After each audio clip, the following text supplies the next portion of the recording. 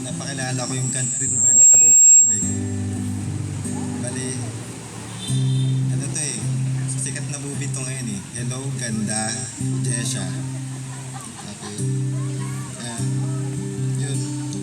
Mami, I love you. Sa pagmamahal na, sa pinakamamahal kong wife, na si Mrs. Chua. Finally, Mami, ay dumating na yung time na to na pinag-pray natin. Matagal na natin ito pinag-pray. Hindi na rin tatawagin yung pangalan ko tuwing darating yung Shopee. Kasi ang pangalan ng ginagamit, Jemel Chua. Gagamitin na po namin, Jesha Chua naman po. Kasi hindi naman po ako yung order. Bali, ayun. Happy ako palagi. Ito kasama po talaga sa dasal po namin. Natupad na to. Ito na, officially, kay God na pwede na kitang tawaging mahal na asawa na Mrs. Chua. Sa tagal na natin nagsasama, masasabi ko, natuto na ako magluto ng adobo. Ikaw ang toyo, ako ang suka.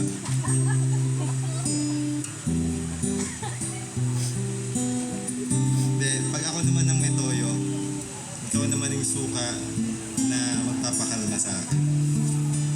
Sa pagsasama natin, merong tamis, merong anghang. Perfect combination.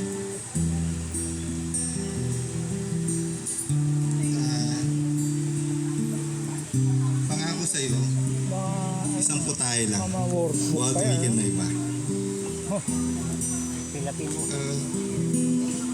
Actually, sabi ng mga kaibigan ko, sinendan pa ako ng picture ng kaibigan ko na yung mga artistang mga pogi na umiyak daw ng kasal. Kaya pinipigilan ko umiyak eh. Kasi hindi tumutupad sa usapan yun eh. Hindi tumutupad sa pangako. So, ikaw ang aking wife na, ikaw ang aking best friend. Perfect na wife po para sa akin. Alam ko binigay ka sa akin ni God.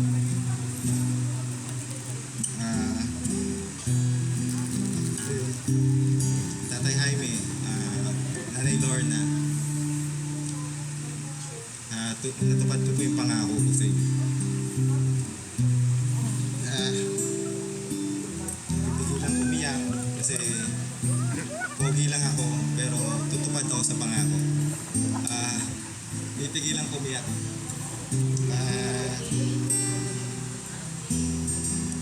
Kung mabubuhay tayong muli, ikaw pa rin yung makahanapin. Sabi nga nung sinabi ni Pastor, ang pag-aasawa hindi katulad ng kanin kapag napasok ka ay pwede mong ikuha. Ang masasabi ko dito, hinipan ko ito bago ko kainin. Nagsama kayong matagal, so hinipan ko to talaga bago ko isuko.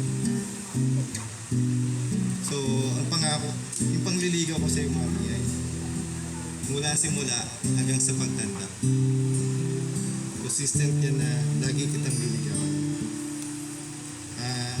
Sa maraming pinagdaanan natin sa pagsasama natin, may hirap, may ginhawa, may luha, may saya, nalagpasan natin lahat. Excited na ako sa mga susunod na journey ng ating buhay. Kapag hawak ko ang kamay mo, kaya natin lagpasan ng bukas. Ang katabi ka sa pagtulog ay comfort para sa akin. Lagi ako nandito para sa iyo. Pangako, patuloy kong mamahalin si God para maging mabuting asawa para sa iyo. Kahit bulol ako, kaya kong sabihin sa lahat ng malinaw na mahal kita. I love you so much.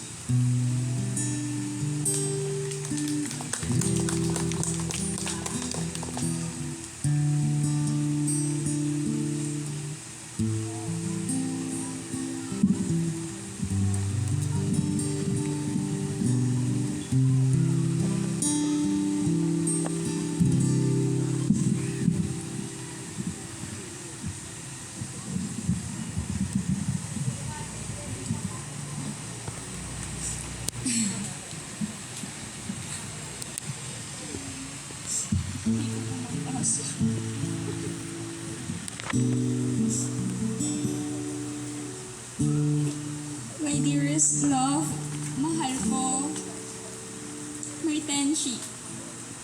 Sa wakas, we've made it here, standing in front of God and the people we love most.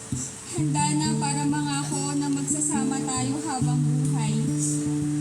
Pero sa simula pa lang naman, I've only had one dream. Yun ay tumanda kasama ka. I'm so blessed because God has chosen you, the perfect father for our children. Thank you, Daddy, for loving me and choosing me every single day.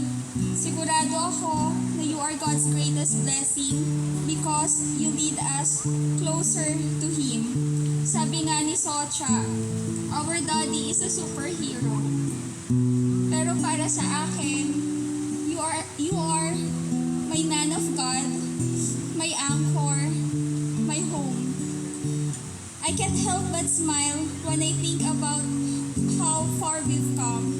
Remember gaano tayo kasaya with our 25 pesos na movie date sa SM, Santa Mesa. And pinaghahatian pa natin yung Sans Rival tapos hindi tayo bumibili ng bottled water kasi sayang. So nagre-refill na lang tayo ng tubig sa may food court.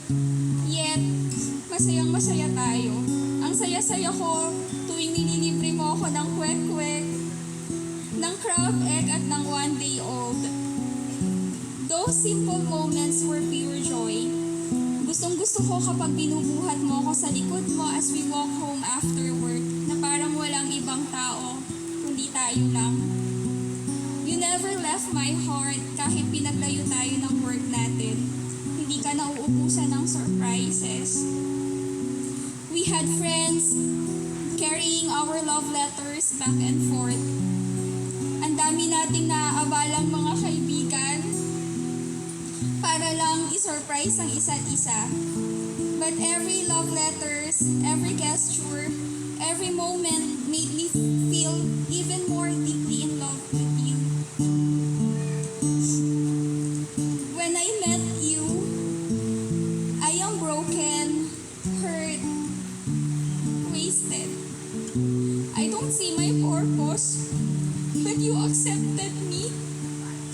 Lagi mo sinasabi sa akin na I was the reason kung bakit mo nakilala si Jesus Christ.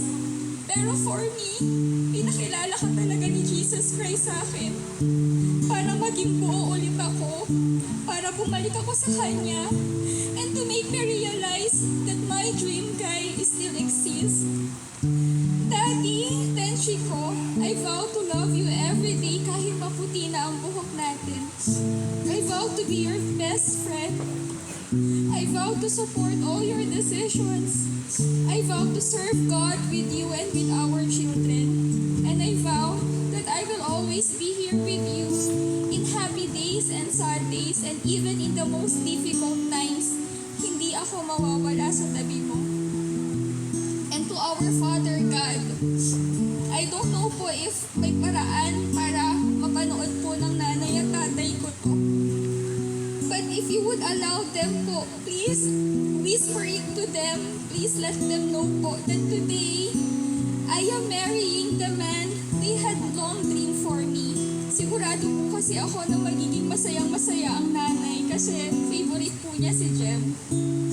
Alongside with this request, I am offering the highest praise to you, Father God. Thank you po for keeping your promises. And Daddy, mahal na mahal kita.